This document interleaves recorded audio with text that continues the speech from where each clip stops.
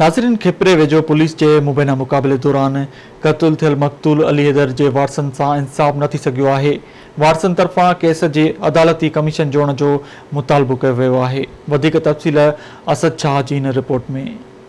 खिपरो में कुछ ॾींहं अॻु सांगड़ पुलिस पारां घरां गिरफ़्तार करे बैद में कूड़ो मुक़ाबलो ॼाणाए बेदर्दी सां क़त्ल कयल पोरियत अली हैदर रूंझो जे पीरसन अमर ऐं अबो इंसाफ़ जे ओसीड़े में आहिनि त ॿिए पासे पोरियत जो नंढड़ो यतीम बणियल अली अब्बास बि पंहिंजे बाबा खे यादि करे रुअंदो रहे थो।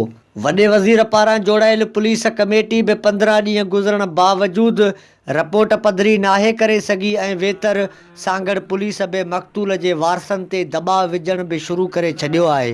पुलिस असांखे धमकियूं ॾिए थी, बाद केस न कयो। जंहिं पुलिस कमेटी जोड़ी हुनखे बि 15 ॾींहं थी आहिनि, अॼु उहा ॻाल्हि अञा का बि कोन थी। घरां खणी आया तव्हां 4-5 ॾींहं अंदरि उते हो, पोइ बाबा माना कूड़ो मुक़ाबलो ॾेई मारे पोइ मोॾे मोकिलियूं शहीद कर। अली दरबार नंढड़ो हिकिड़ो 1.5 साल जो, खाए न को थो करे, पीउ खां पोइ ॾाढो परेशान आहे नंढड़ो अली अब्बास नालो हुअसि। 24 खां 25 ॾींहं थी विया आहिनि, असां ताईं अञा ताईं को इंसाफ़ असांखे कोन मिलियो आहे। कमेटी जुड़ी हुई, चयूं पिए 10 ॾींहंनि में तव्हांखे रिपोर्ट ॾींदासीं।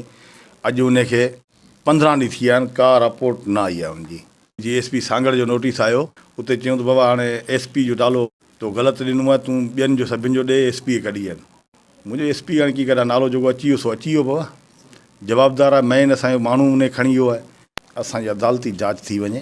पुलिस असांखे धमकियूं ॾिए पई त तव्हां अॻिते केस न कयो ऐं असां ग़रीब केस न कंदासीं, केॾांहुं वेंदासीं, असीं आख़िर अदालत में वेंदासीं, असांजी अदालत ई फ़ैसिलो कंदी।